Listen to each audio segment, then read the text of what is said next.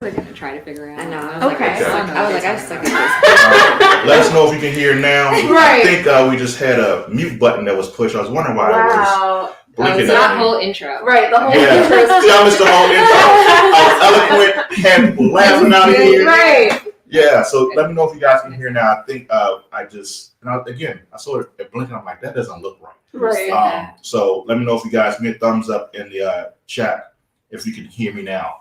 But I do want our first part of conversation to be about first-time readers' viewpoint of it, and then people who read it before, right? So, because I'm really kind of curious what the take is and what drives people back to the book over and over. So, I guess that's me. Okay.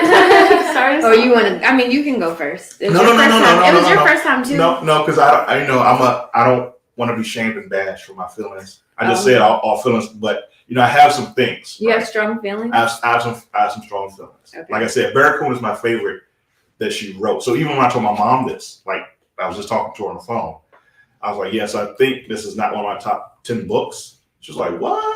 I was like, yeah, I think like Barracoon is actually the book I enjoy more. So I'm curious I'll get into mine so you can throw darts at me later.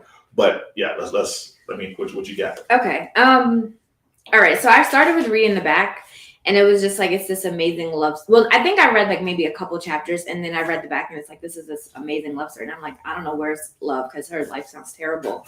But I did enjoy it. And it was, I kind of went on a roller coaster a bit, because at first, when she first like got to Tea Cake, and obviously like I'm fast forwarding, but when she first got with Tea Cake, I'm just like, I can't believe she's choosing this. Like, I can't believe she's leaving her house and she's leaving her town and she's choosing this. But then the more I started to listen to the story, I'm like, she's free. Like, she was in a prison in her other life, in Eatonville, in her big house. Like, even though from the outside it looked nice, listening to her and Tea Cake and their adventures, I was like, she's free, and she's free to be herself, and she's free to have conversations, and she's free to talk to people. Like, she literally wasn't allowed to talk when they were at the store. And, even with her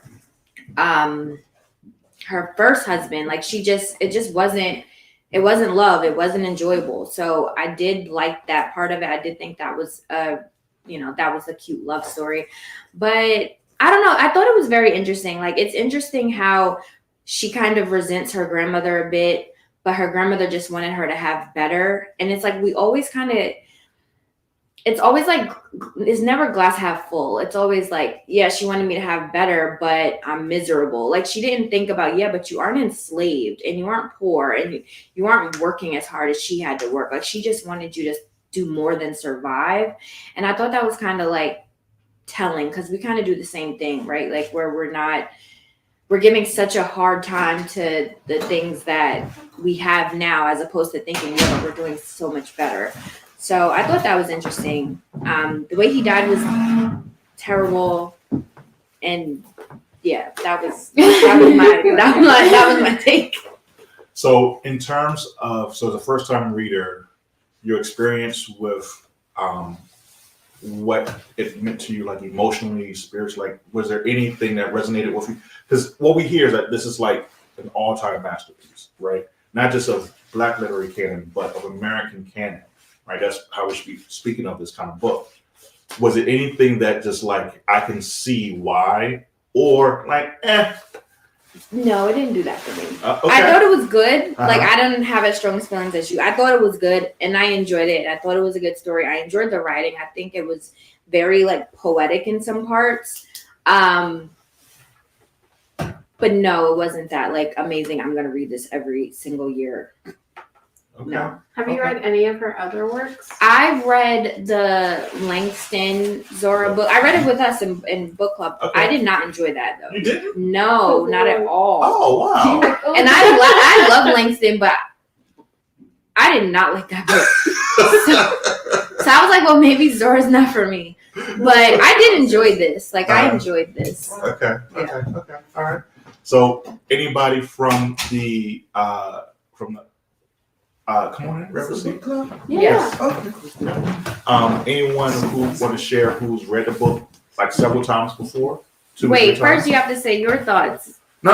You said first time readers. I want to go. I'm gonna crisscross here. All right, and just as a reminder, everyone, this is the MahoganyBooks Book Club. We're reading our January book. Discussing our January book. Their Eyes Are Watching God by Zora Neale Hurston. For those who missed the introduction, because I forgot to unmute the microphone. So we're just really getting into the early into the conversation. So I want to hear from someone who's read it before, who want to share thoughts, and okay. I'll jump right. And I definitely want to hear why you read it. Okay, well, I would love to say that this was only my second time reading it. Okay. And it's funny because I'm reading the copy that I was given in 11th grade high school. So it's literally like all my annotations from like when I was in high school.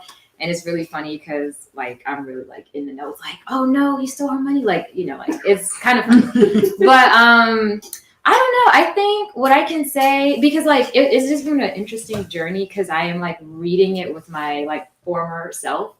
And I think that this was the first time in my high school that I felt like we were reading like an African-American voice. And that's why I'm like, my question is like, why is this considered American literature? Like, I like it because I relate to it and I identify with it. But, you know, I'm thinking about like all of the, you know, the white, rich Jewish people that I'm in school with. And like, I wonder what they were thinking when they read this book. And I wonder like there were parts that I just remember not even talking about in high school. And I'm like, did my teacher like skip that? Or like, do I just not remember it? And so I think reading it a second time for me, I mean, I know more about Zora Neale Hurston now than I did before. So just her work and even how people viewed her work, some of that stuff I think was relevant with the second read. And I think I didn't like think about that before. So like even how the way that she writes, I noticed that like the white people are, when they have speech and dialogue, it's like with, I don't want to say regular words, but like when the Black people talk, that's like the whole, like it's spelled differently. And so I was really curious about that because I'm like, I feel like white Floridians would talk the same exact way as, oh, okay. Well, absolutely No. I'm Floridian. Okay. Okay. But so it was like little things like that that I feel like the second read, some of it was a little bit more political, in my opinion. The first read, I just was like going through it with Jamie. I think like, you know, as a 17-year-old, like you're like, oh my God, heartbroken again. Like, Okay. So I'm curious. So you're from Florida, right? How does this book play? Like, is this like one of those books that, like, as a Florida student, as a Florida resident, that is talked about as part of reading curriculum? Yes. So we had to read it in 11th grade, and I think I didn't know it until I went to college and had more like learning about like feminism. But my 11th grade teacher, Miss Rice, was definitely a white feminist, and I didn't obviously know that at the time. But now like reflecting on her and the books that she made us read and the kind of way she used to like challenge my white classmates, I used to be in class like, and I'm from Wellington, which is like a white suburb in West Palm Beach, and so she was very kind of pro making everybody read books of authors of color.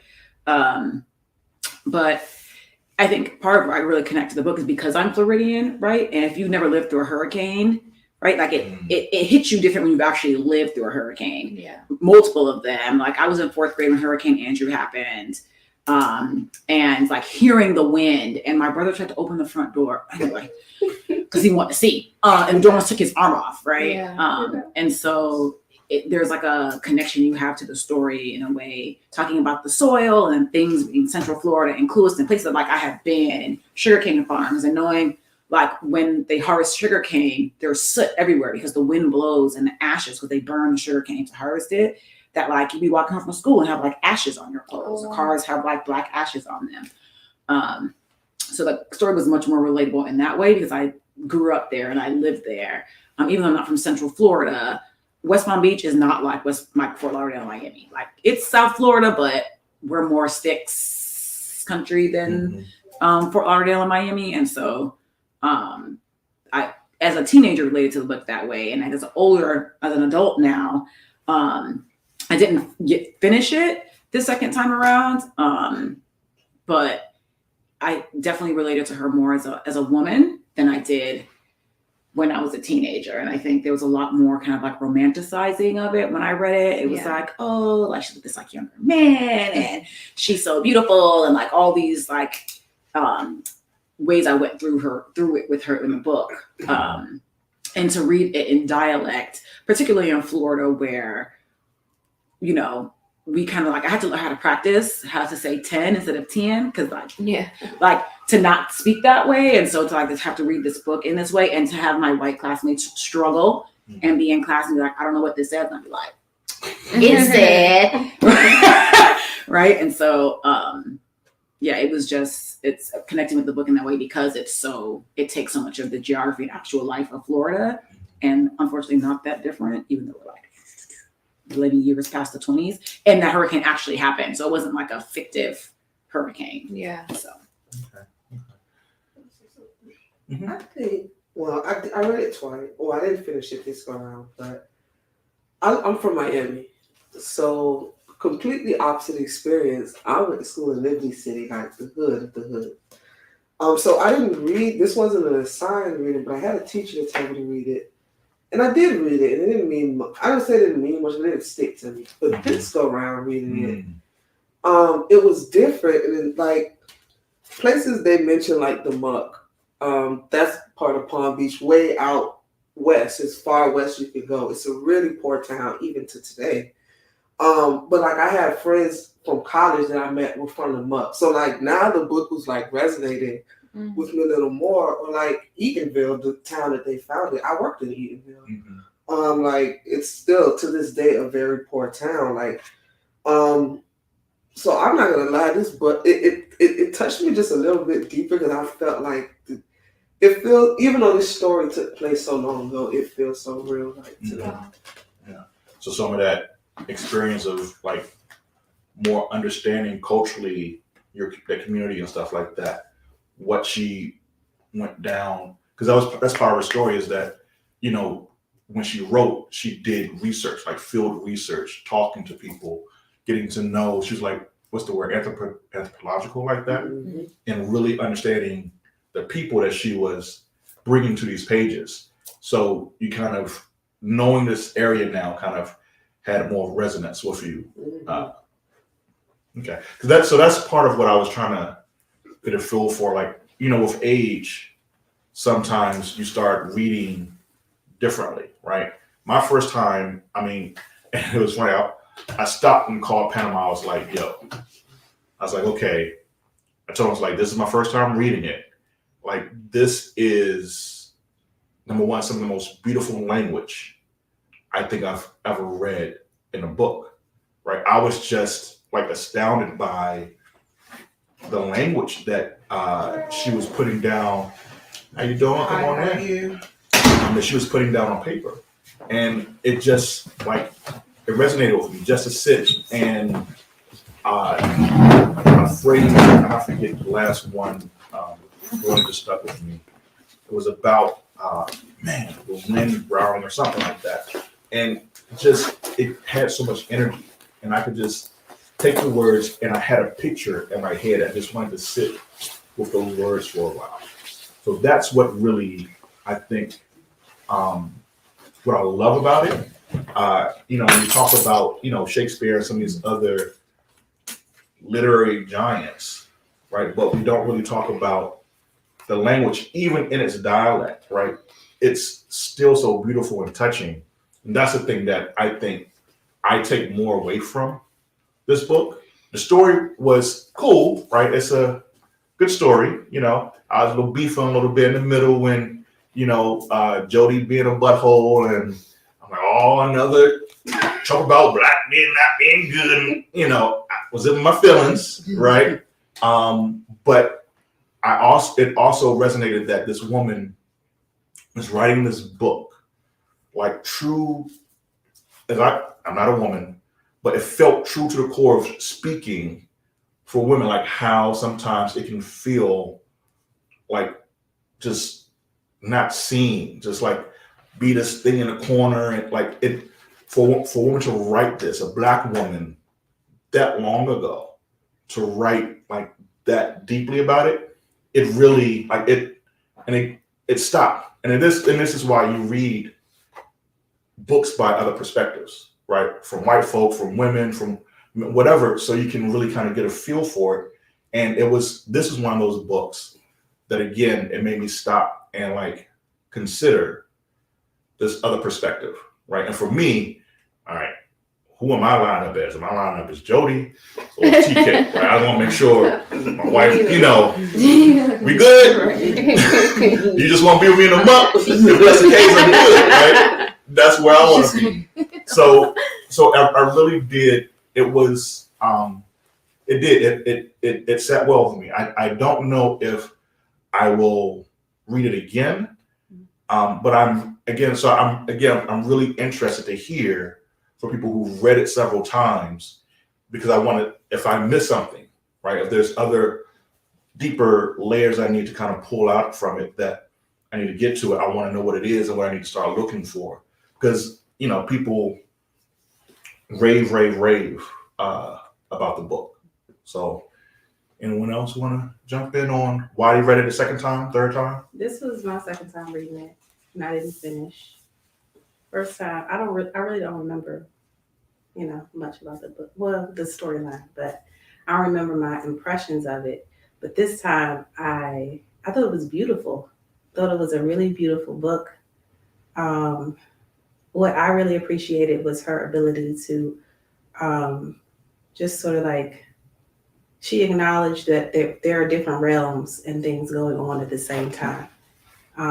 She talked about like our inner self. She talked about sort of the natural world with the vultures and them talking over the donkey's body. Like, she was acknowledging so many different like things that are going on. We're in the spiritual realm, we're in the physical realm, we're in the emotional realm. She was able to acknowledge that in just like a very plain way. And I really appreciated that. This is the second time around, among other things. Okay. Anybody else? Brother, I'm gonna call you out. I need another brother voice over here. Come on, man. Oh, my apologies. My friend invited me. Okay. I have not read the book. Okay. And I was never introduced to the book in school. So it's interesting to hear people who said, "Oh, I read this in 11th grade." I'm from Oklahoma. So that should say more. What part? Tulsa. See, my wife is from Tulsa, Oklahoma as well. Really? Yeah. She went to Booker T. Yeah. I hear about it all the time. The world's greatest school. I was like, It's a family school, and I chose not to go. Yeah. Okay. They may have read it. Right. I did not.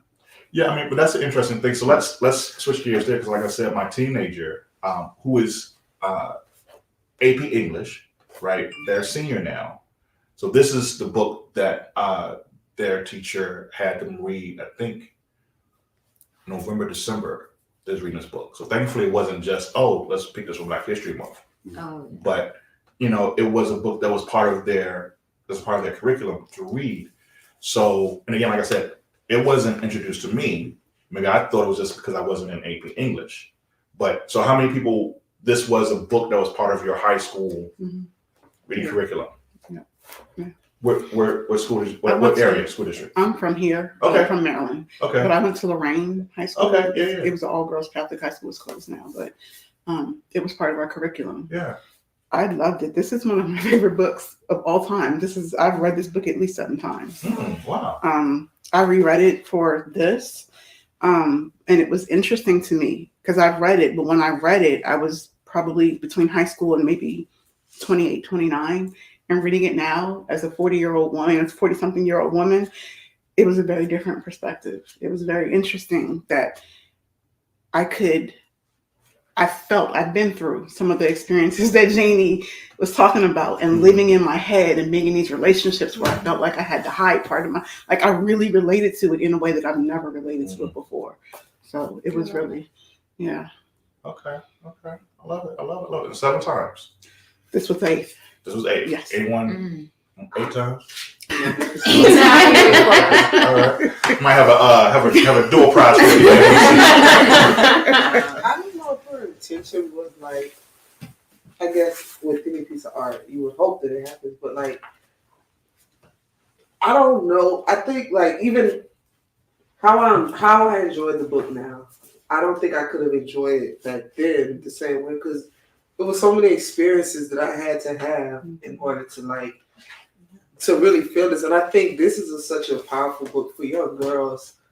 And they probably wouldn't. It might not resonate the same, but like I think it's something to have on the radar because like even like the things that her grandmother was telling her at so young that clearly didn't mean anything, but later on, like it's kind of like a Bible, like kind of giving you like so many life lessons. You don't have to date men, but dealing with men, man, it's crazy. All right, let that one go. I'm not. It's all good. But to that point, like, and part of in the culture, right? I have a lot of beef right now with school districts and how they are policing what kids are reading, right? But you make a good point. At a certain age, can you really get certain lessons out of the book? So, like, is this something that? So I'm just throwing out like devil's advocate. Is this a book that we should say, you know what? Maybe you do need to be college to read this book. No, why would you have access to it? I feel like I read this book the same year we read The Scarlet Letter and Moby Dick. And I just feel like that must have been the most depressing year of my life. Kind of like the saddest things that you could possibly read. But I feel like with this, and a little bit to your point, like there were things that I think now that I'm a little bit older, I didn't even know she was talking about then. But I do know that the first read, a lot of like all the talking that the people do in Eatonville and like how Janie has to like keep like kind of holding her head up high, like that to me was important in high school because like I went to school where I was like kind of the only Black kid, so like that was really important to like people. People weren't even talking about me, but I just felt different. Like I felt like an outsider, and so I think Janie was isolated for a very, very long time in her marriage, in her life, like. Her grandmother is giving her this advice, like, this is good for you. And she's like, but is it? And so like, I think I was like struggling with that stuff at that age. So I was able to relate and like get Janie on like that front. But like now, second time around, I think I just see like all of these women making all of these sacrifices for like what's good for them in a relationship. And I think it's weird too, because like, you can't really tell somebody else what's good for them. Like, the grandmother was a slave. So she was an enslaved person. So I think what was comfortable for her and the contentment that she found later in her life was unique to her because she was actually enslaved and like Janie wasn't. So, they never really had that dialogue because, it's the 30s or something. Like, I don't think women are talking like that. So, but it was just like really interesting, I think, to read it now where society is with like, feminism, like womanhood, just like all kinds of like gender and sexuality, like just all of these things, even sexual education, like it just seems like generations of women who didn't even know that they were assaulted and like, so like Janie's literally born out of trauma. And I think that's what this book is about, like her ability to chase love even after being through so much trauma. And I think that is like, to me, like that's like the essence of freedom. Like, and I feel like I got it from the second read. Okay. I don't think I had all of that the first time. So is it a conversation that like maybe more skilled teachers can, and I don't want to say it like that, but because some of the conversation I think is driving at this to what you may not necessarily understand as a 15, 16-year-old, 17-year-old, it can still be something that you need to start thinking of. So when you see it, it becomes like that yellow, red light, like, okay, someone mentioned something like this as a warning sign, right? But if you never had a conversation, then you don't know. So I'm just wondering, like, are we in the schools, and I wish I hope my teenagers would be here, so I'm putting them on the spot and have them talk about their experience reading it as well. Like, are they getting, maybe part of the conversation is not just them reading it in school at these younger ages, but what they're getting out of it, how we're talking to them about the books. Are we reading it with them, right? Having some of these conversations so that this stuff is being brought to the fore, and that they can they don't get it, but 19, 20, 21, 32, 30, it's like, see, Zora told me, right? Yeah. Like it's one of those things. Yeah. So I don't know. I have it's an interesting thing as people are, especially in some of the language, right? So the language that we're using was very real language, even how Black folks spoke to themselves, right? Using the N-word and stuff like that. Does this, like, how do we, not try not to turn this into a rant. How do we stand up and make sure that books like this are still part of our young people's reading and not being, cause I can just think of people we just talked about today.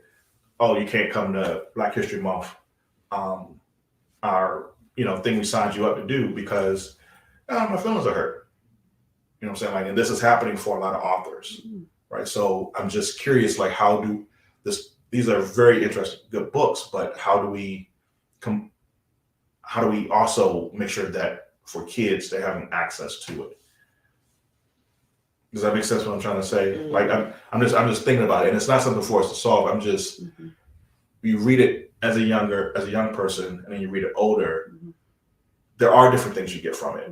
So I'm just it's just something that's in the back of my head that, again, we're not solving today, but as we're thinking about some of these books, are we engaging it with our kids, and and when they read them, are we having those conversations? Right. So I don't know. But anyway. No, I agree, because I think we can't count on schools, because we see with the curriculum and everything that's going on, we can't count on them to teach them, especially our children, what they need to know, right? I think these conversations are the ones that we need to have with our kids that are on the dinner table. We, growing up, my parents were both in education. They stressed reading. We would literally go, when we were younger, we would go to the library on a Saturday evening, and we would sit in McDonald's and we would read. Like, those were the things that we did. And it was like, that was a thing. I'm still a reader. I love to read. Yeah. When when that's a part of what then that's what you do. Like my nephew now, he's 9.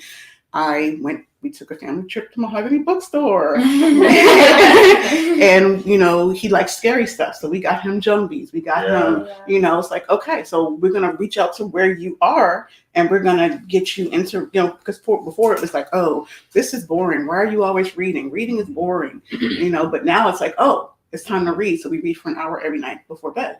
Yeah. And it's exciting. So I think when you have that introduced and when it's part of what you're used to, then bringing in a book like this when someone's in high school or college is, it wouldn't be a big deal. You know what I'm saying? It's just, you're used to it. So, yeah. Okay. All right. So let's switch gears a little bit. Part of the reason why, I think I mentioned earlier, maybe when the microphone was muted, that I hadn't read her before was I was somewhat intimidated by the dialect in which she wrote, right? And that was, I found it just wasn't an easy read for me. And until I read Bear Coon did I okay, I got it. Like I can actually sit and take it in and not feel like I'm reading another language. How does the dialect, because I know some people are like, I can't stand that she wrote this way, right? That's a real conversation. Like, what are you guys' thoughts on that? So for me, I had to read it out loud in the beginning because, it wasn't clicking at first. I started to read it out loud, and then I'm like, oh, because now I can hear it when I'm saying it.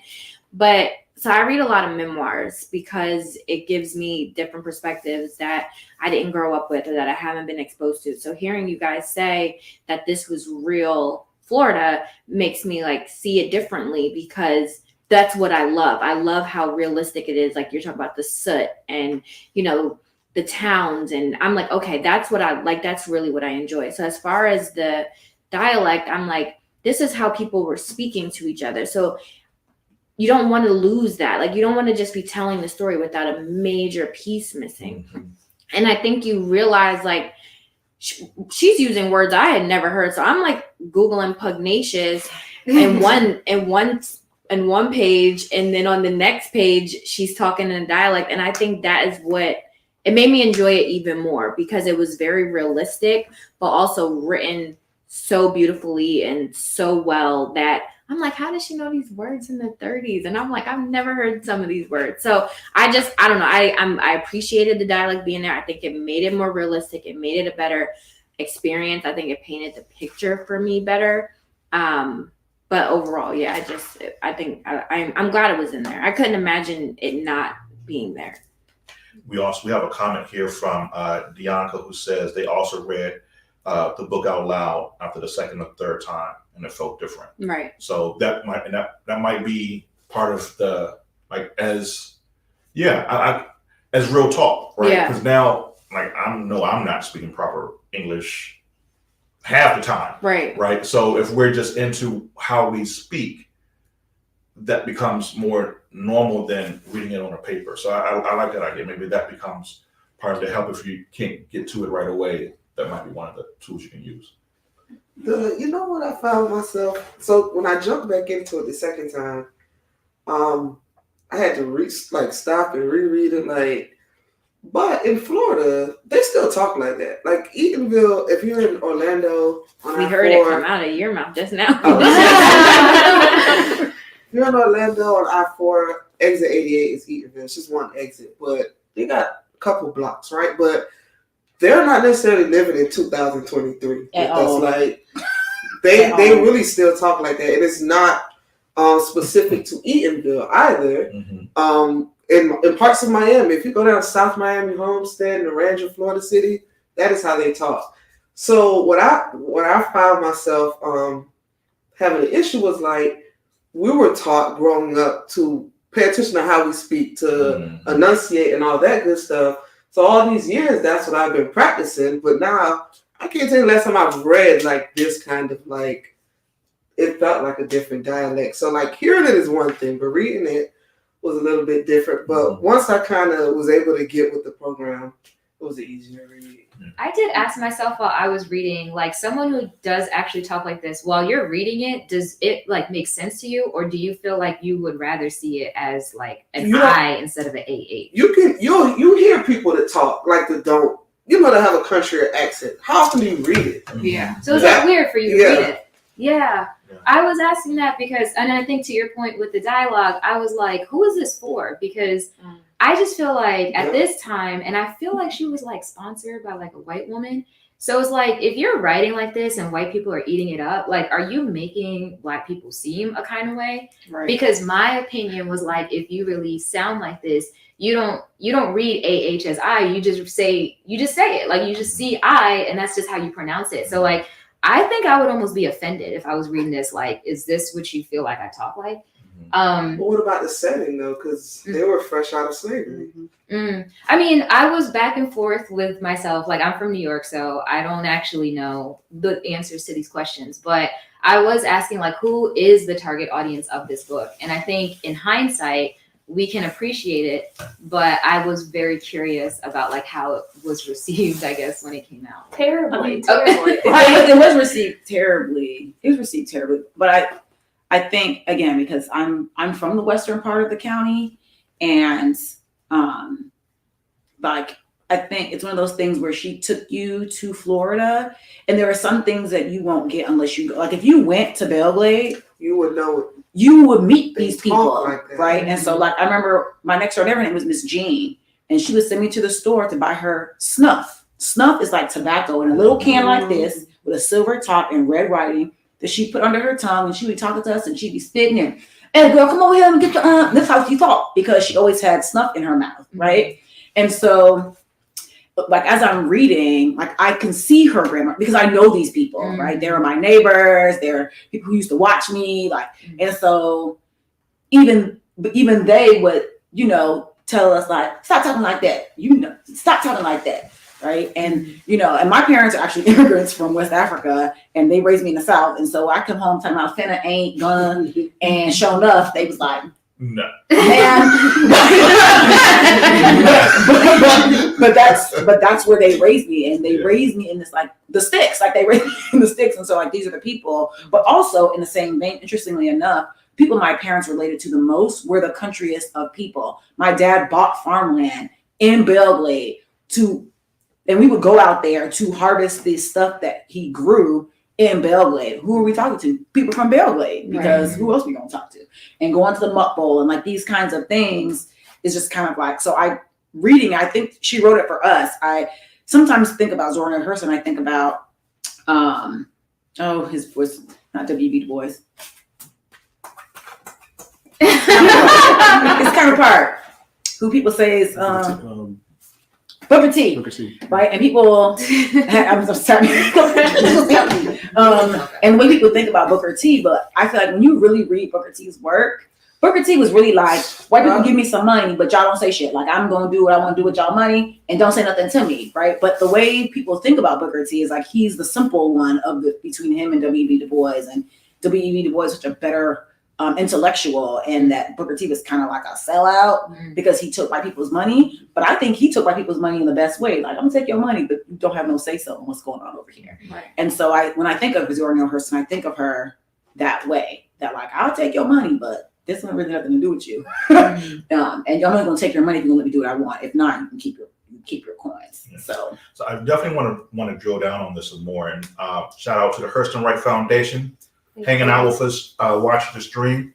They just posted, Zora was an anthropologist and found value in representing the dialects of the people she wrote about. Richard Wright had a problem with her use of dialect as well, and they had public disagreement about it. So the Hurston Wright Foundation, if you all don't know, is a local organization that supports Black writers. And the big thing about what they do, and part of why I want to definitely highlight this comment, is the question of who you're writing for. So can we write the people who have an issue with it? Is it because we are too concerned about the white gaze, about how white people perceive us? Right. And regardless of that white gaze, being able to stand truthfully and authentically in who we are as Black folk. You know what I'm saying? Like, there becomes well, that's not cool because we can't go get a job from Mr. So-and-so over there, right? Or he looks down at that. So, we need not speak like that. And we begin raising our kids in this manner to be appeasing to someone else because they don't think it's appropriate. Whereas with every generation, what our kids begin to show us more and more is to authentically stand in who we are, right? So when we just think about the names that we have now, right? How we go from Sue and Barbara and whatever else to Demisha, like just reclaiming, right, who we are for ourselves and not being too concerned about that. So I feel, on one hand, it does feel like you fight that because it's this nagging thing in the back of our head that they just don't understand that because they're in America, they're ever present, right? Everything, every time you look at a commercial, look at a billboard, everywhere you go, you walk into a store, there's a white mannequin, like it's just everywhere. And for us, sometimes we have to be conscious about ripping down what they've developed as this standard and just being comfortable, right, in who we are, whether you're from Sticks or you're from New York. You know what I'm saying? Like we all over the place, we have our ways of being. So I know I feel that at times, like reading it, but then I'm like, it ain't about them.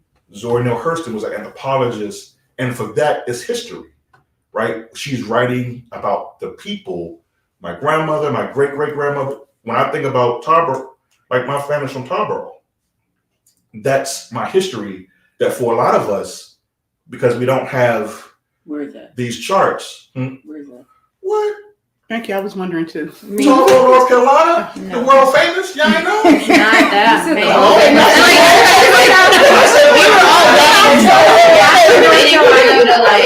Represent. Yeah, we needed a footnote. Thank you. Appreciate it. Whatever, man. No. From a Tarboro folk. Rocky Mount folk.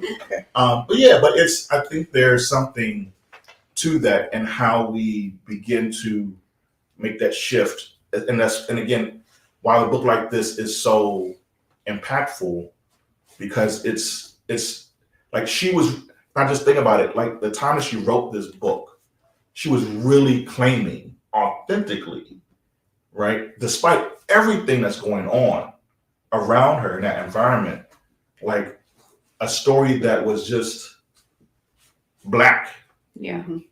right? Like that's all it needs to be. I'm writing in my Black voice. I'm writing as a woman, and as an art, that's what you want, right? And if you like it, you don't like it, that's your choice.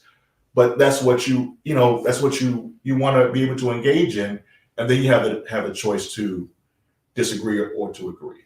So Zora is the original unapologetic Black girl. Yeah. hey, I like that works for me. Yeah. Let's put it on a t-shirt. It's Trademark authentic. Mahogany Put Book. it on a t-shirt. I mean, I think that if I can insert. Yes, please, bro. Come on, man. I thought it was an interesting question though. Who was this for? Because I got through half of Baraku, where she kind of talks about her methodology and why she's going to keep the integrity of the language, but also, and I struggled a little bit too. I remember as I was kind of like reading, I had to read it a couple times, but even when you started talking about the targeting of certain books, I started thinking like, yeah, but this is also the book that is required reading in our public school system as well. So, yeah, I mean, who is it for, right? I started to struggle as you were as you posed that question. Even though she explains that, but also this book is still required too. So it kind of got me to thinking about that. Even though I still, all points were made, but I don't know. Now that question is there. Yeah, I mean, I think there's, look, y'all, you know how many, I swear to, I want someone to, if you're out there and you want to sign me up on a grant, I want to do a research project on tracking commercials, right? And how how Black culture is appropriate, right? One of the worst commercials that drives me freaking crazy, like I almost cursed, is cologne commercial, right? These uber super white models, and they playing like Wu-Tang in the background. All of our music, all commercials. I'm like, what the hell is this? Right? So I say that because it's like they're going to, not they, I'm trying to generalize. Some people will try to exploit our culture for money, for whatever purposes, right? So that's going to happen. But so when they require it, if they're doing it for a reason to be, kind of side eye or shady or whatever, I'm just trying to figure out how do we get to the point where, and to me, that's why we're reading these kind of books, why we have book club, is to truly immerse ourselves into Black culture, Black heritage, so that regardless of what someone is saying to us, what their rationale reasoning is, we're girded up, we're strong. It doesn't matter. You know what I'm saying? I think that's for me at least, that's part of my rationale, is because it's never going to stop, no matter what we do.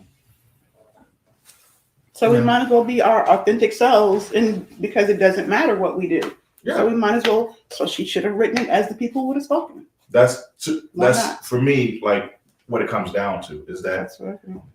that, and the more books that are written like this, is to read a book from like, and it really means a lot to hear from you ladies, to talk about like so you said the Muck Bowl. I'm like, I'm interested in that. Yeah, it's a football game between Glade Central and Hoagie High School. Right. Like for a person to bring that up, right? That's a part of this world, this country that I never knew anything about.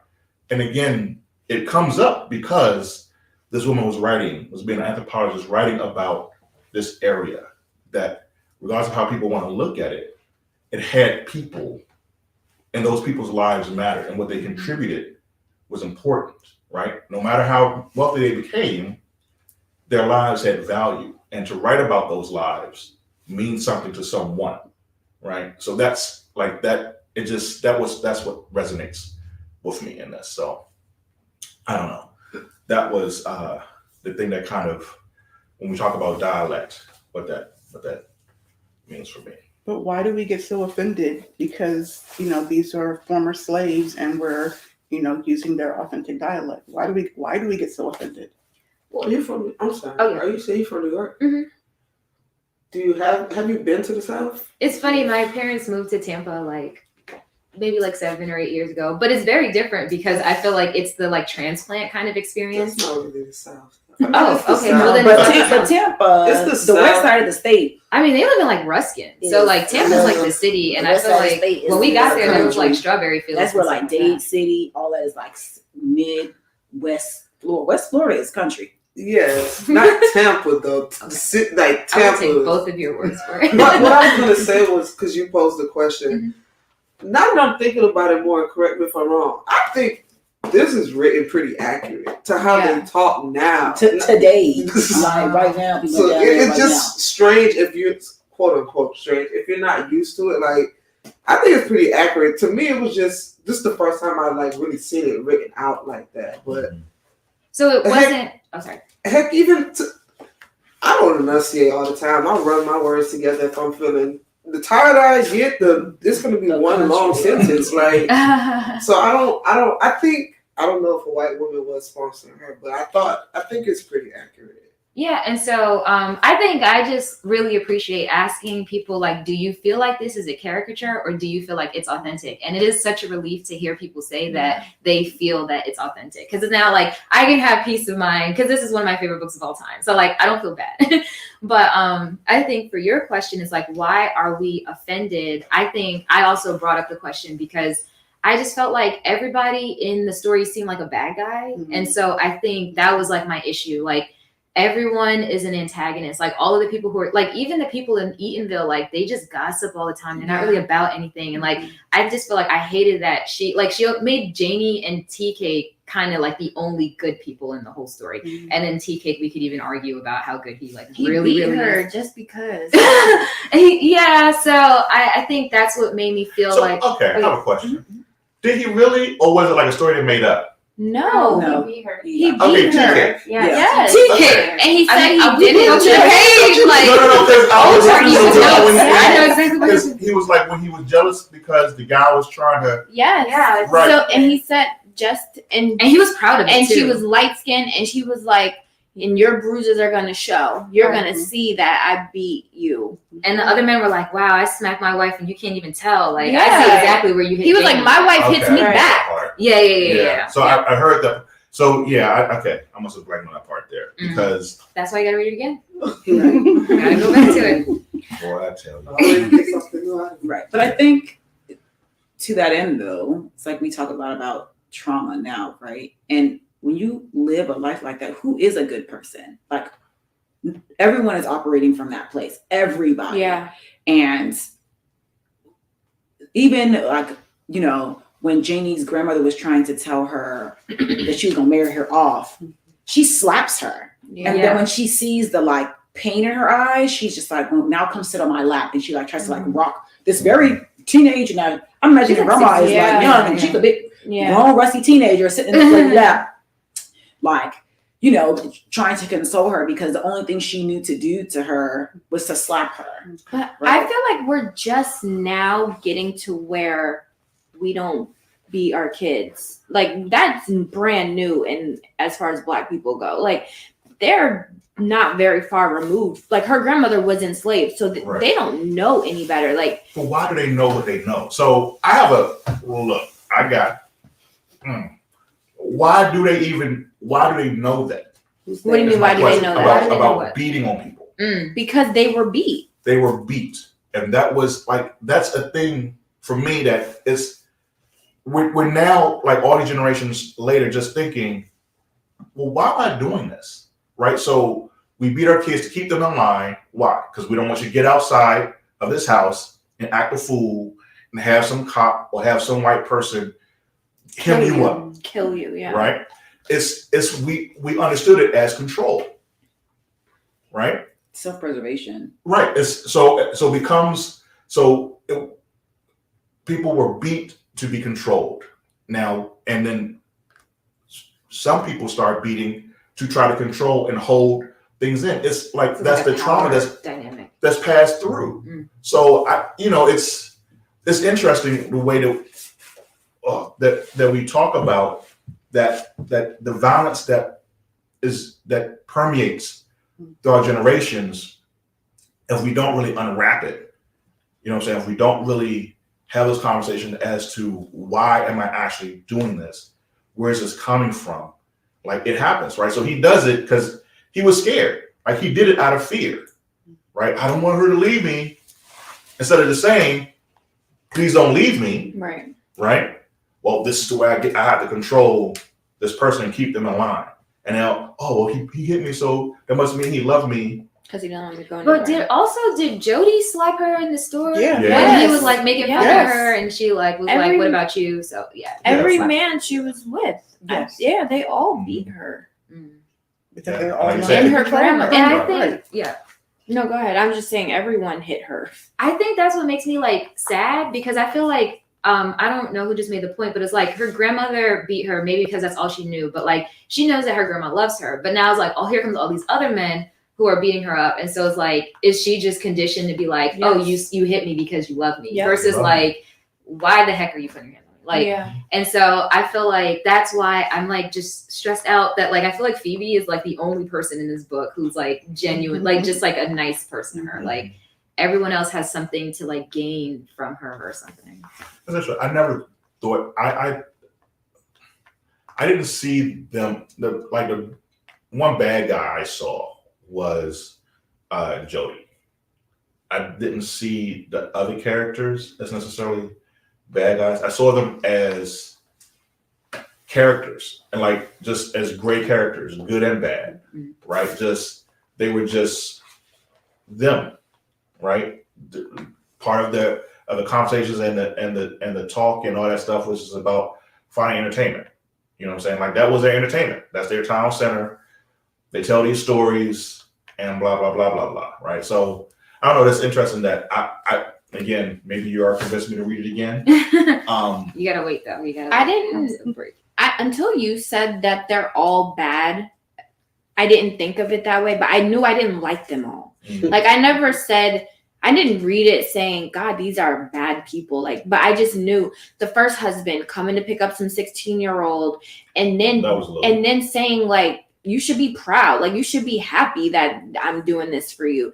And like, I think in the beginning, in the beginning, Jody for 2 pages had a decent like story, literally 2 pages. Are you being generous? Maybe 2 paragraphs.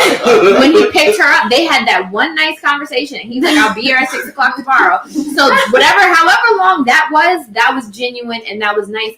But then when I started to get into it, I'm like, was it genuine and was it nice? Because he needed her. He needed a wife. And I think having that light-skinned wife on his arm going down to a city, he's not from there. So he's literally just trekking down there. He needed her to kind of raise his stock. So showing up with this light-skinned, long-haired wife, people are like, who's that? He must be a good Negro to keep her. So it's like, did he really love her for that 1 page? Or did he see her as somebody that's like part of his plan? Because he had this whole, and it worked, right? But was she, I think he just got lucky. He was like, oh shit, I needed this. And he literally just picked her up on the way down. Yeah, like he just grabbed her and they just went. So I until you said they're all bad, I just knew I didn't like any of them. Like they just, I empathized with the grandmother because she's older. Her daughter, went down the wrong path, and she could not rest. She could not die until she knew Janie was being taken care of. So like I empathized with that.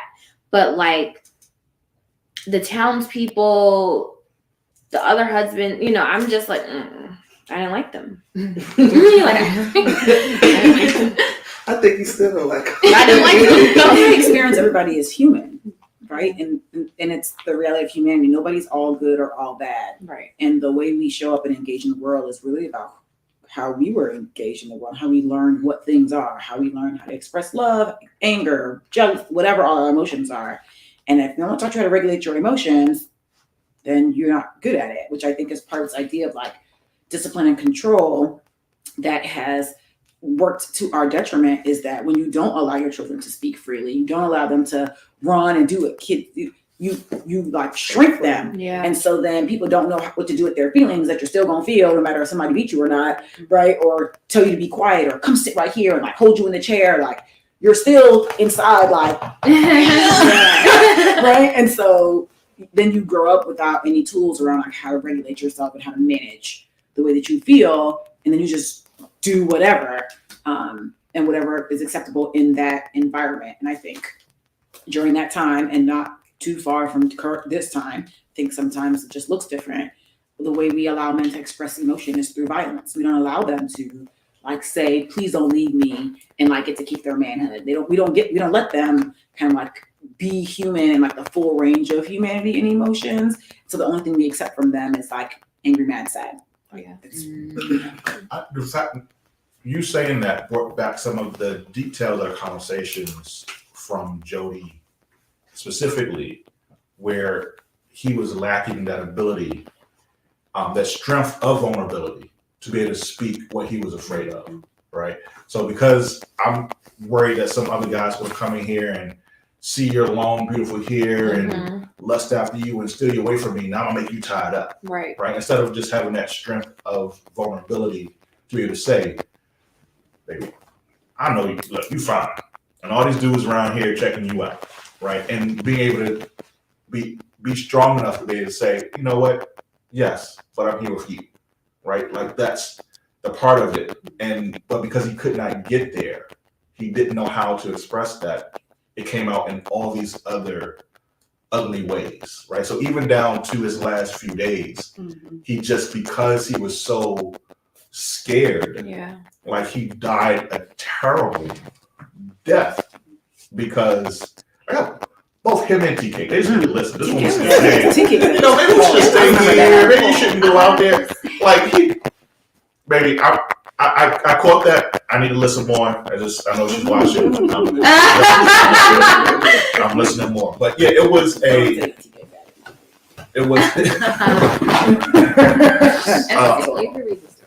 Yeah, so it was.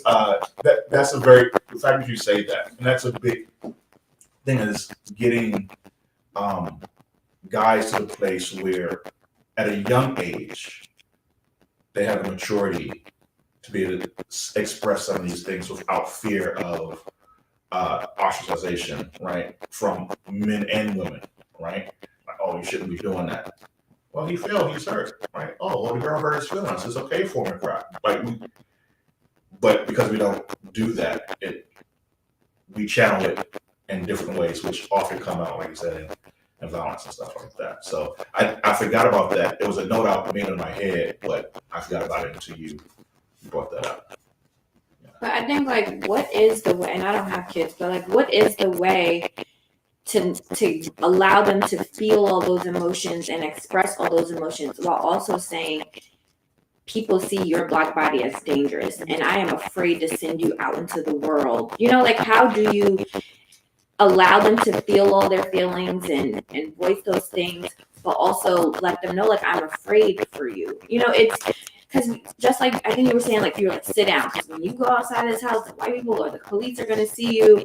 You know, I want you to act right. I want you to do right. Because when you step outside, I can't protect you. And you know, but I don't know. I don't know the answer. Like, I don't know what's that safe place. Like, how do you do both? How do you prepare them for this terrible world? And let them cry. Like, you can't be crying outside. The police will shoot you. Like, you know, what's the?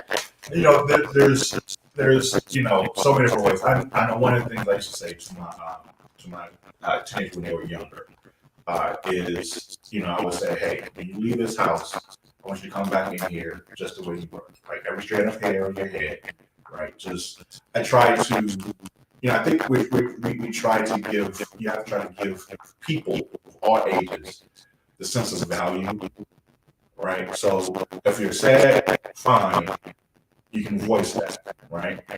but recognizing that there are certain parameters that we have to all play in, right? Like everybody. Yes, okay. You're mad. Your teacher was a butthole. Okay, I get it. You might not be able to say that to them when you come home, right? That's where you have your team at, right? Your people that you can express to. I think that's just something. It's a duality that everyone deals with. You know, I think that's something people have to get used to. Some people will accept it, right? Some people won't. And I don't know if there's some of it's trial and error for people themselves. They have to go out and deal with it themselves. You know, they don't know that stuff was hard until they touch it. Oh, okay. That was really true. You know? So I don't know. I think we have to, ultimately, I always admire, and again, this is a part of why I found this book so remarkable. The more I talk about it, I guess the more I'm unearthing from my feelings about it. Is again her ability to express so vividly that angst of being a woman, right? This part of existence that for men don't see, right? Like there's a part of me just don't see her. Be out there, be bold, be like all this, and to take this person as a trophy, to pick up yourself, right? And like there's a part of her that so for her to be able to express this that in the 20s and 30s, right? It is just remarkable, So I don't know. Something just goes back again to why we have these books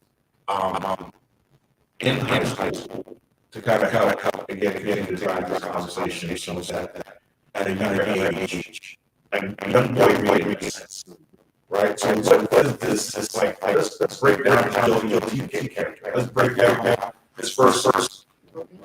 Right.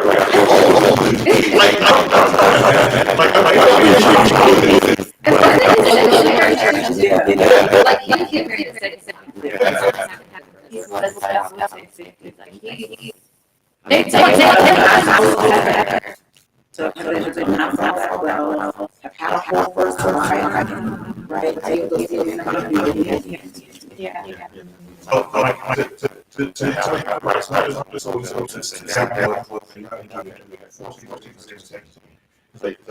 talk about these male characters here. Like, what is it? Good, bad. Are they good guys? Are they bad guys? You have them break down the character. Why? You know what I'm saying? I think like to get some guys to understand. So what was their fears? Why do you get scared? You just say, no, I'm scared. So why do they express what they're thinking? Like, so maybe let's even having a real conversation about all this conversation. Like these sometimes that's hopefully I think that's in terms of how we engage with other people, right? So maybe that's yeah. So I don't know. I think we have to get so much of what's going on because we really paint a picture about how she was feeling, how she was responding to each and every action around her. We're looking at these guys. We definitely look at each of their characters and specific issues with all of them. But I think that the fine line that through all of this, they're there. They were all there to extract some type of value from Jamie. So I think that is the central thing that the book talks about. Her being possessed by one, her being even her grandmother that wanted to protect her in that way with her love. But all of these people are extracting some type of the men that are extracting some type of value from her. And I think also there's so much more abuse in the book than just the physical abuse. the emotional abuse that she went through, and even the expressive, the way that people try to express her thoughts, and what she was able to even think about herself was like ran throughout the story. And I think that's the universal part for me. Everybody deals with that. Everybody deals with other people's opinions about what their life is, what's safe and what's not safe. I don't think, telling our kids like to be, to have fear is the way to go. But we have a whole, group of people who say, yes, we need to instill fear in our kids. There's so many different ways to approach. And in this book, we see that there's so many different people who are trying to tell her what to think, what she's allowed to think, who she can be, what she can aspire to. And that for me was the part of the book that makes it a great American novel. Yeah. I think that when you're talking about the men they all wanted to extract something from her. That goes back to whoever was saying about nobody's all good or all bad, because the men at that time, that's how they saw women. It wasn't just Janie because she was whatever. That's how men saw women. I remember the first time that I read the conversation that they were having about hitting their wives in the store. And they were like, yeah, did you hit her and all this kind of stuff. And it was like a casual conversation. And I was horrified because they were like, yeah, did you beat her? Because if that was my wife, she could have got beat. I think that's just how, that's how they saw women. A woman was there to give them something. You're supposed to serve men.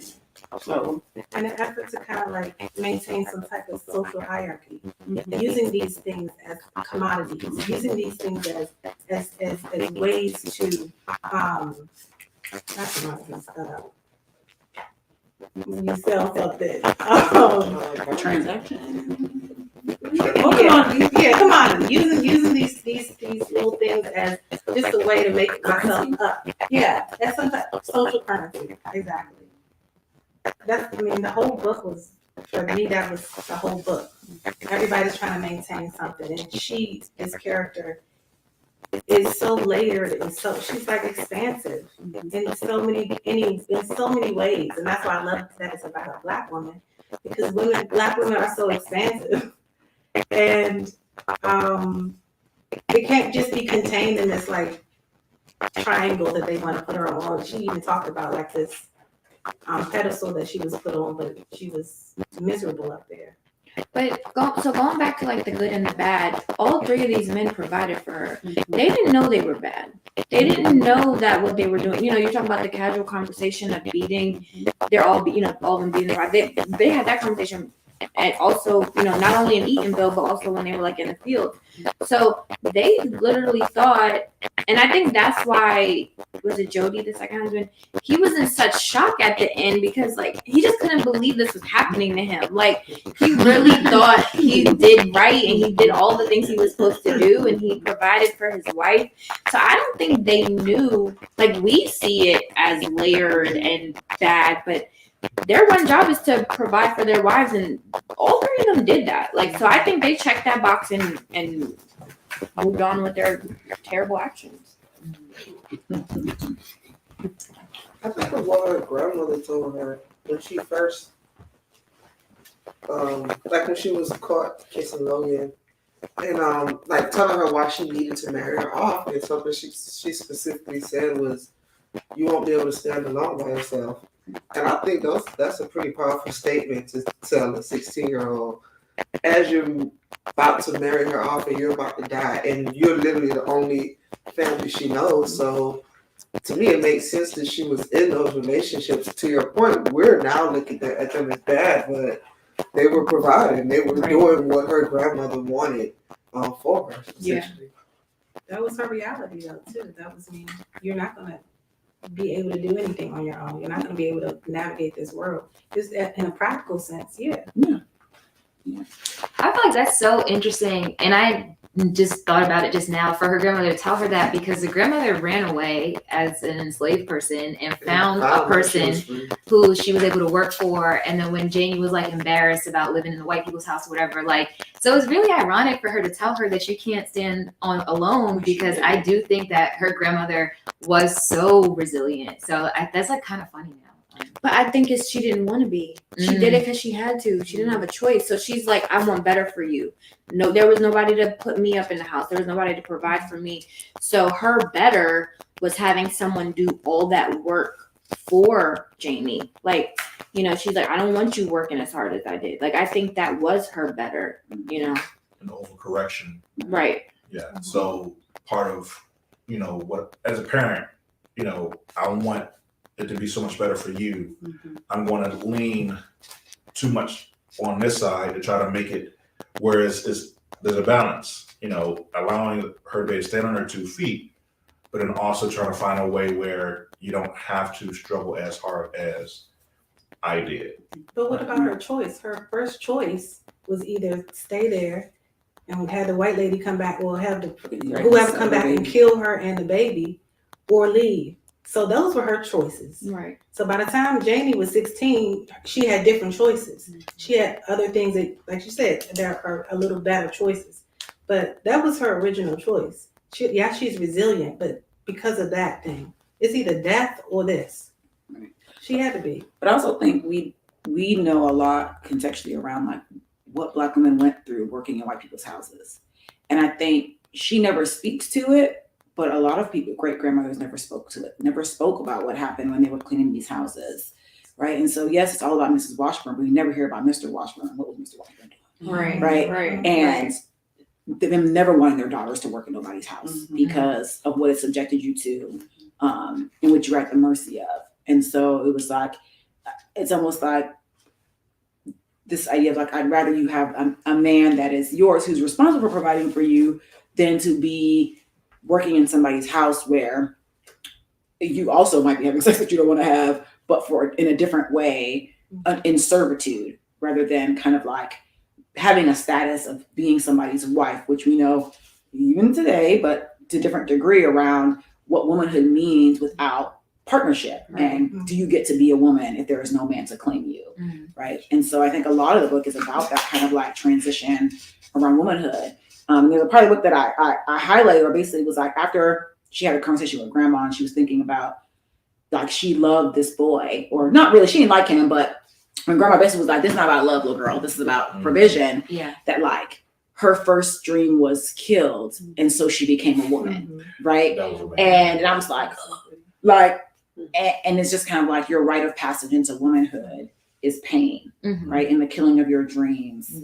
And this idea that like, you're only as good as who can provide for you, right? And I'll maybe think about colorism and all that stuff around like, you know, when we have a colorism conversation, a lot of time the focus is on the oppression of dark-skinned women. As a dark-skinned woman, I'm very much a part of these conversations. But the part that gets left out, and they always talk about like light-skinned girls, like people pick on me, but to me that's not even the worst part, as much as it is the way people commodify light skin, and light-skinned women become like trophies for men around like, I'm just going to put you on my arm to be able to go into this town and say I have this like beautiful wife, but they never get to be people. They just get to be someone's thing, someone's doll baby, someone's trophy that they get to show off to their friends to get high fives from other people, and not get to see like who they actually are, to be smarter, wittier, these other kinds of characteristics that aren't just about them being light skinned, having long hair. So yeah. I definitely just question how much the grandmother knew, because I just feel like the chapter 2 reminded me of I don't know if you guys watched Bridgerton or not, but in season 1, when the girl was just so upset that her mother never taught her about reproduction, I was just really like interested in how much do people really know at this time, because that was a conversation that they did not have. And I think that's what happened to the daughter, whose life goes down a terrible path. It just seems like she was just going to school. Like one day she was a kid, and then all of a sudden she was not a kid anymore. And so I felt bad for her too. I kind of just wish the grandmother, like, I don't know. I don't even know what I wish that she did, but I just feel like there was no like talk between like woman to woman, like Right. about stuff like that. Well, I want to, the part of this I want to kind of like examine a little bit more is the definition of love, right? Because what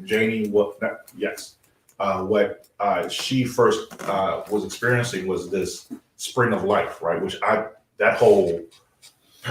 was like, Jesus, this is beautiful, right? Like, oh, this is glimmery and this is beautiful.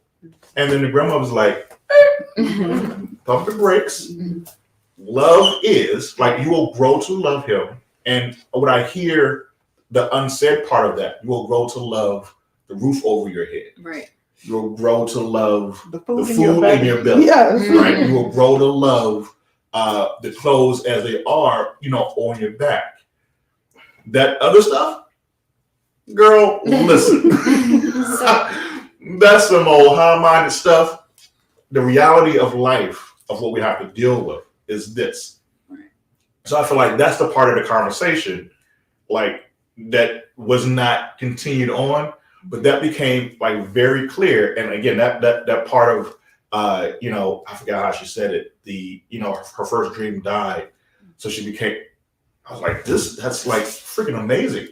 But that's that conversation for them at this period in time of understanding what love is versus just your basic survival, right? We talk about Maslow's hierarchy, right? What is it to survive versus getting to self-actualization and to actually be in love with someone, and I will be in the month with you, right? I'm gonna go out there and pick whatever I need to pick. I just want to be with you. I just enjoy the laughter and time we have together versus the grandmother knew, like, what her experience of was there's a daily thing that expectation that you have to meet. So I thought that was so what do you guys think about that? Because I thought that was something that can really be extrapolated and discussed more for that time period, right? And how we, as women, you deal with it now, like the security and all this other stuff versus, I want a partner, someone that I can live life with, even if it's just, not money in my pocket. I just want to have, companionship with someone I enjoy being with. So I don't know. That feels like an interesting. It made me think about, so my first boyfriend, and again, this is 20 years ago, and I still bring this up to my mom, but she was just like, no, Nicole, he lives in the projects. I don't like him. And I'm just like, you never asked me if he's nice to me. You never asked me if he loves me. Like, you never, and I mean, we fought about this. I told you, I still bring this up. And mind you, this is not my person, right? Like, I'm totally okay that this relationship ended. My mom was right? She's not watching, right? I've never told her that, right? Like, I still to the day, like, he loved me, Mom, right? Like, I'm like, Mom, he loved me. Like, he was nice to me. But I think that she didn't maybe have the right verbiage, but she was like, I don't want you to struggle like I did. Like, I don't want you to be lacking. I want you to have an easier life. So maybe like she didn't have the right verbiage to a 15, 16-year-old girl that's like in love. But that stuck with me to this day. Like, and again, that was not my husband, right? But like, you have to still say those things too. You can't just say, go marry the provider, right? Like, you need to also say, how does he love you? How does he speak to you? Does he respect you? Does he like you? Is he interested in you? So I think like, I don't think she had those words to say, but I think that was the gist of, I don't want you to have a hard life. And she didn't say that. She's just like, Nicole, he lives in the projects. This is not it. Like, that was all, you're not going out with him. Like, why are you still seeing, so that's all she was giving to 15-year-old Nicole. But I think the greater lesson was like, I don't want you to struggle. Like, I don't want you to have a hard life. And we don't always have that, say that in the proper way. I spent a part of my childhood in foster care, actually, right? And from the outside looking, on paper, I was in a good foster home. And I think about like their community, like their church and their friends and family, like the mother and the father, like they were like middle class black people, like we're doing pretty well. And like she didn't work, right? He worked, he had retired, like I guess they were pretty well off. And like that was something that she hung her hat on, my foster mother, right? And I remember one time we were riding in the car, it's the three of us, and she was saying something to him, blah, blah, blah. And he's like, I'm going to change her name. Sally, shut up. All right? And she kept talking. And he like looked at her like with the most serious face, like, didn't I tell you shut up? All right? And I said, I was in the backseat and I was like, man, I'm never getting married. And I remember he told me you will understand when you get older. So here I am older. I still don't get it. So very confused. I didn't get it. But what I do understand was she had to shut up because that whole lifestyle, this whole facade that they had going on, he was upholding it. And so it made me hyper independent. It made me like, I don't, whatever man I'm with, it's because I want to be with you. I don't need you to pay my bills, so on and so forth. Now, as I got older, I learned that you kind of got to balance that because it's, to your point, that's an overcorrection. It's not going to work. But thinking about that experience and reading this, man, I thought, oh, I'm all right. Like, it's humbling a bit. I'm grateful that I don't have to have. That wasn't my introduction to womanhood, so to speak. I mean, I think that's an interesting conversation because, like, even as a guy, I don't think the conversation around love is one that we even properly relate to each other. Like, we communicate. If it's because it's not just about, right, the world, like, are you marrying this person because they're a partner? Right? Like, for me, it was, at the end of the day, if something happened to me and we had kids, like, our family just can't stop. Right. Right? Like, I can't be the only person that's capable of being a provider, of being able to lead our family, because if something happens to me, like, that should just not be the end of it. Right? Like, so even as guys, as we have this conversation as well about what is love, oh, okay, the looks and no, homie, like, dude, that stuff is temporary. At some point, when you're just in the house and the water's off, right? And you're dealing with stuff, your boss pissed you off, and you're angry, can you go home and just laugh? Like, are you just laughing about stupid stuff, right? Like, so that whole conversation of, for both men and women, right, is more just here, from the woman's perspective, but the concept of love, and is it more about the provisions that it can provide from a person who supports you, right? Is it about what they cook or bring you in terms of food, the house they keep for you, the money they bring home for you? Like, is it about that, or is it about equally about the other side of actually being able to go through life and honestly have peace at home? You know what I'm saying? Versus there's no peace, but you have this facade, right? And why are you talking right now? You know what I'm saying? Like, is it that? Like, that shouldn't be, right? Yeah, I don't know. Interesting. But again, that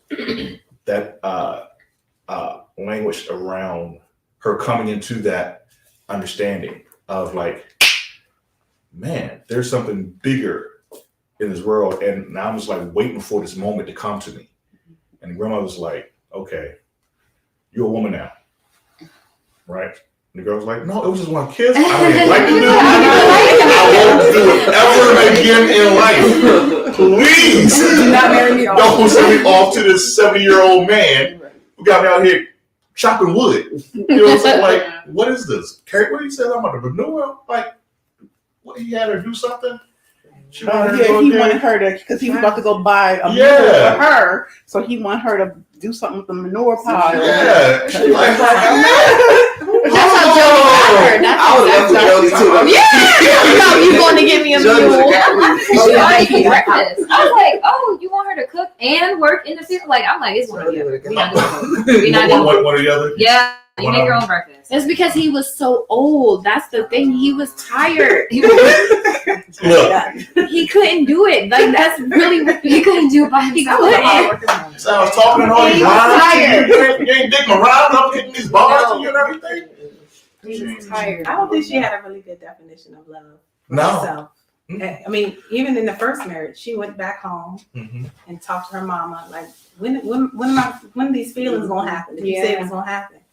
And they didn't, So she didn't. I don't think she really had a good definition to start off with. But I think that sparks of it, like when she, ultimately left her first husband, was like, for me, they kind of like felt like her own self-love or her own self-choosing. When she was able to leave the first husband, and then even the independence that she felt after the second husband died. Like, she was going down to the river and fishing and with Phoebe, and she was just like so like free. And one of the things I loved about that part of the story, she talked about like her grandmother didn't know what a Black person would want to do if they didn't have to do something. Like if there wasn't a mouth to feed, if there wasn't a work to be done. Yep. She didn't use the word ease, but that's what I read. Like when she talked about ease and like rest being our like birthright. Like that's what we deserve now. We deserve rest. We deserve to figure out what the fuck we want to do while being as Black as we want to be. Mm-hmm. Leisure. Because it's a luxury. It's a It is. luxury. It's a luxury to be able to say that and choose that. Okay. So any other thoughts before we start wrapping up? I mean, I'll say, so we usually I like to break, like when we come to the end of our conversations, we like to kind of break it off into what we thought about the book as the writer separated from the plot. So we've run into some books that we enjoyed the writer, but the book not so much. So to be fair, right, we wanted to make sure we kind of judged them, separately. I can still say this is not going to be one of my top 10 books. Okay, I think I can. I feel like your tone started to change though. Like as No, the conversation on up Okay, to 11. So first of all, my team gets it honest from me. I love comics, I love sci-fi, I love fantasy, high fantasy. So most books, and then after that, my choice is memoirs. So I'm usually not just a fiction reader. I'll read mystery fiction, but usually it's sci-fi fiction, right? So I will say I really enjoyed the book. I don't know if I would put it above some other books I've read recently that just really, definitely not in my top 5. But it is a book that I think, as I think about its impact, right? So it's not one of my favorite books, but in terms of impact and import, I think it's something that I would say for sure is a core book for Mahogany Books.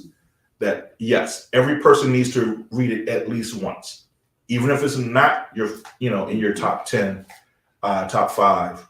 Everyone needs to read it, and I would say this. I don't say this about all books. You need to have a conversation about it with someone, because unpacking it, you're right. Like as I talked about it more, I unpacked more about it. I do believe it's one of the most beautiful books in terms of language I've ever read. I'll definitely say that. It's not as impactful in terms of like the emotion I felt from other books that I've read, but like the language, like I would read other books of hers because of the language. So I want to experience more of that. Story, not so much. Though it was good, I'm more in love with her language. I don't think there's really any fight about people not enjoying the book. I think for the most part, everyone here thumbs up. Did anyone, no shade, did anyone not enjoy the book? Don't look over here. I'm saying you like you want to say something. No. Okay. No. I'm saying no shade if that's what you feel. And how did you guys? Did anyone feel the same way about the writing? The way I feel about the writing, in terms of just the language, like what was put down on paper. Like I think that's, to me, that's the masterclass of this. I think it's always excited me and why I've always loved Zora Neale. So I read this outside of my high school English class because I was looking for more Black authors. So reading this as an 18-year-old versus now almost into my 30s is totally different. But I've always been excited. Like, it's made me very excited reading her works that she writes in our dialect. We are people who are known for our oral tradition. How do you translate oral tradition to paper? She's doing the master class, and she did it over 100 years ago, and we're still trying to learn and backtrack from it. So I think, yes, it's not a book. I don't want to say it's not a book that shouldn't be considered like American literature, like one of the greats of American literature, because it is. Like, Black history is American history. So this is her anthropologically putting Black people at the centerfold, with not only you can hear the Black sound, you can see the Black sound, see the Blackness in it, and it's all around. So I think it's fantastic. And you're right, I think we need more discussion so people can really impact it, because if you're just taking it at surface value, you're going to miss out on so many other things, especially from like being a woman in different stages of your life, marriage, especially the male counterparts, like what's the problems with her husbands. Like, I really like to see young teenage boys or like young adult men reading this book and seeing, oh snap, I kind of identify with tea cake, let me reel it back a little bit. So yeah, Tea wasn't bad, y'all. he wasn't that bad, but Well, compared to the other people. Yes, right. yes. Compared to the other things. To your point about the dialect, I think, I don't want to use the word problem, and I've been thinking about this sentence and I can't find another word, but I think part of what we do as a people is we try and lose things to get almost like a proximity to whiteness, right? Like, we try and don't have an accent, speak like this, talk like this, do this, walk like this, because our proximity whiteness means we're going to be more successful and it means better opportunities for us. So I think her writing in this dialect kind of memorialized it. And for people that had, and I mean, I have family that's from the South, so I've heard this, but like for people that hadn't been to the South or hadn't heard people speaking like this, I think it is important to know that this is what's going on. And like you guys said, is still how people speak today. Right. So I was going to say, I'm glad you said that, because I think ultimately, right, like what I take away from it, and I think why, as a bookseller, I would recommend to everyone to have it. Just put it on your shelf and read it at some point.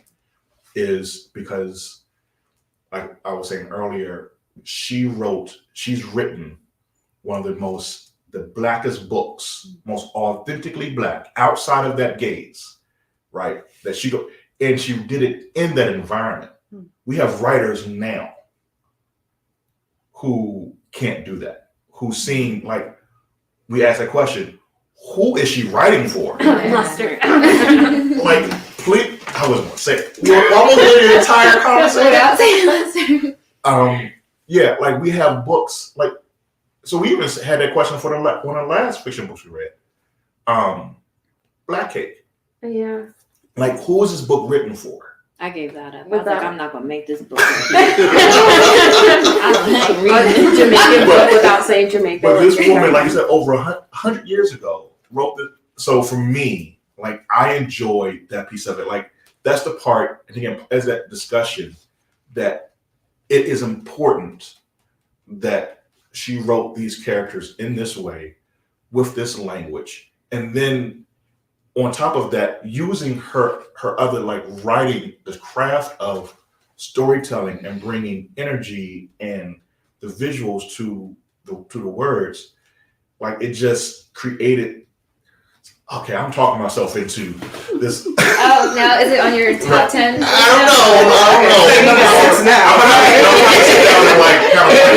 don't know. But again, that's why. Again,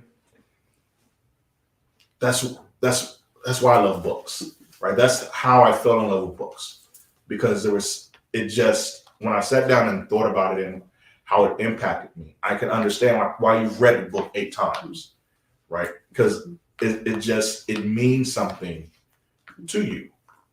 So yeah, like I don't think there was ever any question that anyone's gonna walk in here and be like, "No, I ain't like this book," right? I was scared to talk about brothers being put on blast, and I knew it was going to be basically all women up in here. I didn't want to have to fight this alone. In Panama, I was like, I'm out. Oh, we didn't even bring up what if Tyler Perry did a take. No, Yeah. stop with this. Why y'all keep bringing up It's- Tyler Perry? Go watch the movie. There is. Halle Berry, yeah. Michael Eaton's teacher. Yeah. Oh, So- I didn't like that. I think It's I not did. her. Yeah, I remember. That was Wasn't just a in the great spirit of adaptation. Panama. No. Like if Panama was The Panama was Yeah. So this is what we're going to do. Me and Panama got to figure out how to do this. Like, we need to have an outtake of this, and just him and I sit down. Like, okay, what is the Tyler Perry view of this conversation? Doesn't he have a podcast or something specifically about Tyler Perry? No. He said he might do it. I don't know if he started it yet. Yeah, it's called Tyler Perry. We have such a good conversation and y'all bring up Tyler Perry. Yeah, that's part of the conversation. So fantastic. So we love the book, right? Everyone needs to have it on their bookshelf, Yeah. right? A man's gonna look at the book and read it. Are you interested now? Buy your copy today. Audiobook. We didn't do a good job. I'm interested. So I would even say, and I would say this too. This is an important thing. One of the tools, if you're stuck on the language, another tool now that we have is audiobooks, right? Movie D reads the book. Oh, really? That's awesome. So I think there's something there as well. So try that out. You can still get a MahoganyBooks audiobook. You can just select MahoganyBooks. But so yes, Oh, go ahead. I can speak on the audiobook. Go ahead. I only got as far as when she met Tea Cakes, but the part of language. So it was interesting because my dad passed away last January. So listening to the book, and because he was from Louisiana, so listening to the book and some of the things that were said, I was like, oh, it felt like a familiar presence again. Mm-hmm. So I really appreciated that part of it. And the part in particular that stood out to me was when her first the man she ran off with, I forget his name. Jody, yes, thank you. When he reacted poorly to, him seeing the man brush up against the back of her hair. Yeah. But there was being creepy. So, but the line in there that said, his control being. I'm gonna try to spit this out. Sorry. So because I've seen this before, because the book was he didn't have it in him. Mm-hmm. The language was he didn't have it in him, and that stuck with me. I was like, well, I understand he was obsessed with power and all these things, but I wonder, really, and again, if I miss it later in the book, what happened to him in his life for him not to find those words to express to her, hey, this man did this, that, and this, instead of it coming through in that need to control her, and it come out that way. So that was a part of it that really excited me. Yeah, and I'll say that you listening to the audiobook Ruby D does her thing, right? So yeah, and we definitely talked about that, how there's strength and vulnerability.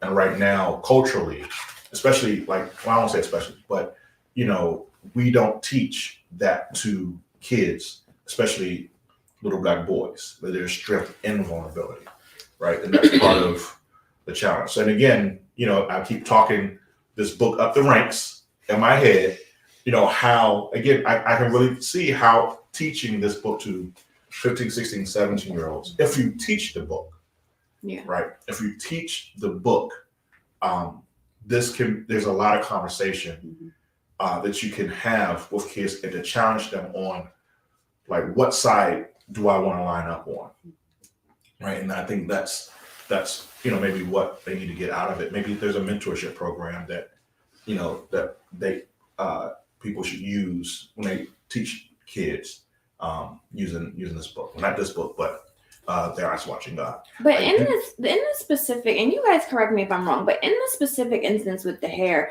I don't think that's a vulnerable thing because he's the mayor. If he would have punched this guy, nobody would have said anything. But instead, he chose to control her. Right. It almost seemed like that was easier. Like he chose, like it wasn't like I feel like tea cake situation is like, that hurt my feelings. You're going to leave me. I'm sad. That's different.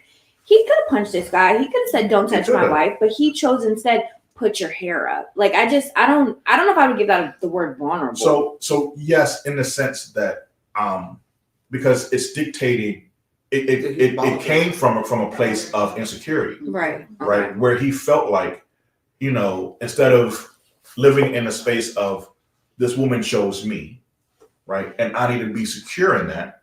And if she chooses to leave me, then hey, it just wasn't meant to be, right? Like I can't hold a person there that doesn't want to be with me.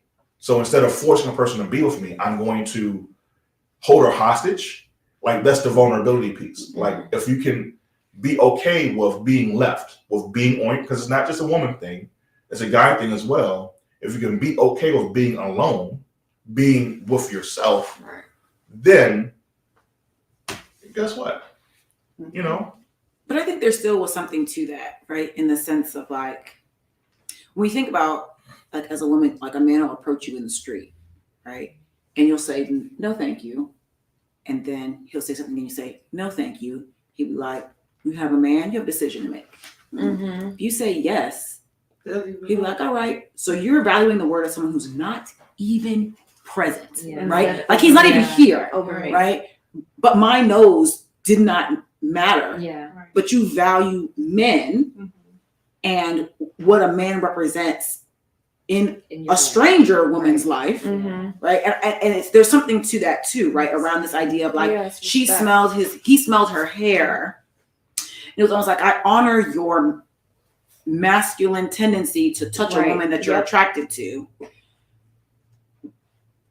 So I'm going to like take out what I feel about it on the object of the, because that's okay. Because that's my possession. So I think it's both of it. Like there's some vulnerability around like how the jealousy feeling he felt, right? But then there's also, because like usually people point at the thing, right? So like when a woman finds her man with another woman, the jealousy makes her attack the woman, even though you would think you would attack him because he's the person, right? But she loves the person, so she's not going after him. She's going after the woman, right? Because the woman is the object of this pain that she now feels, right? In this situation, which I think happens, we can kind of like parallel today, that there is something about the valuation of women's word and autonomy over our bodies and our space that allows men to honor other men's ownership of some of our space in a way that they don't honor our own ownership of our own space. So I hear you, and like I think I do have to get to the end because she said it just but I'll still challenge you because I think like if we play it out, like the question is why is that, right? To me the question becomes like the thing that we don't really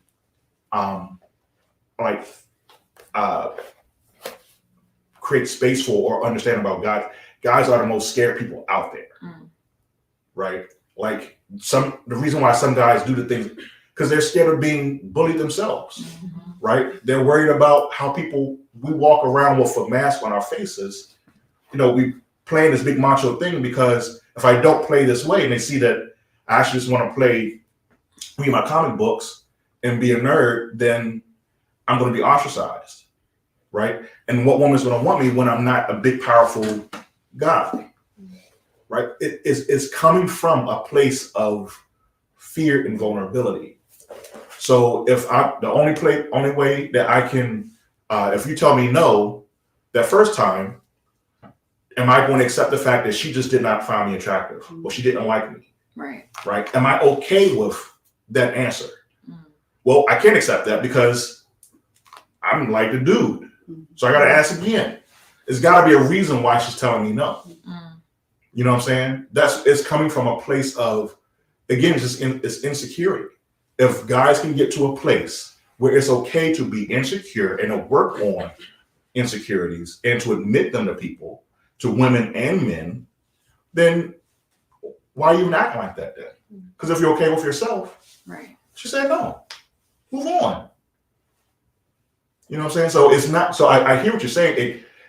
He's in his mind. He's like, oh well, she's saying no because she's with another guy. That feels better to him than it being, oh, she wasn't into me, or I'm just late for work, or I need to go pick up my kids, or I'm just tired. Yeah. I mean, all these other things aren't sitting with him because that means he's being rejected. I just question though, do men do that with other men though? Like, because if a man tells you no, and not like if you started this.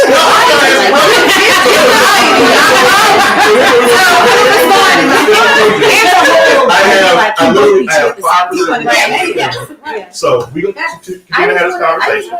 We gonna have a conversation. Is a yes or no question? Yeah. So I need to understand more of what you're asking. Okay, that's so fine. I'm definitely here. I just don't want it to go black. And people be like, oh, Mahogany Books. Okay. Next time I will charge things up and, make sure they're plugged in. Guys, we're learning this streaming stuff. So I appreciate everyone out there who's being patient with us as we're getting ourselves learning this experience on how to stream and bring the stuff to you live via stream and via podcast. But this is the joy of being a small business as you learn these things on your own. But it's important that we do this and have these conversations because of it's this cross connection, right? It's learning and understanding so that we can understand and empathize with each other more so that we don't make some of these toxic decisions that we make with each other. And the better we do that, and learning it through books, the better we, improve our communities. Because a rising tide raises all ships. That's just my whole thing. But anyway, y'all, February is here. Our next book is Razor Blade Tears by S.A. Cosby. The thing I'm going to say about this book, I haven't read it, but, and this is why I love being a bookseller and being like in the book industry, is when this book first came out, I got a call from a mentor of mine, Paul Coates, who runs Black Classic Press. He was like, Brother Derek, get you guys a whole bunch of these books in the store. It's like, this is a bad book. And if he's going to take time out to call me, this guy who publishes books, who knows books, is a bibliophile, I'm down, right? So in Panama, I said, hey, we're going to read this book. There was no question. Okay, so everyone, please, you can pick up your copy of Razor Blade Tears at MahoganyBooks.com or stop by one of two locations here in the DMV. Pick up your book, and we're going to read it through the month of February while we're celebrating Black Love Day. I want to make sure I plug that. And we're going to discuss it the first Friday in March. I think it's the 3rd. March 3rd. Yeah, the 3rd. 6 p.m. back here at our Southeast location. I'm excited for this one. There's a whole bunch of just regular fiction we're reading, but I'm gonna do it. I'm gonna sneak some sci-fi in there. But guys, please go and pick up your copies. We appreciate you guys joining us today, and all the comments on the website has been fantastic. And we're going to continue this conversation afterwards, so that okay. So we appreciate you. Thanks everybody. Take care.